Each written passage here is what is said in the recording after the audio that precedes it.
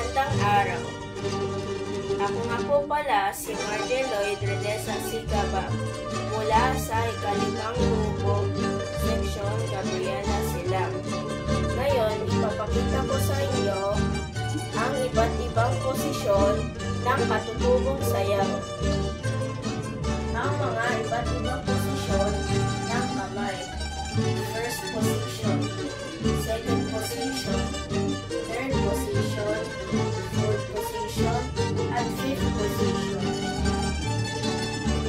Papakita ko naman sa inyo ang mga iba't ibang posisyon ng paa. First position, second position, third position, fourth position, at fifth position. Ngayon, ipapakita ko na sa inyo ang iba't ibang posisyon ng kamay at paa. First position,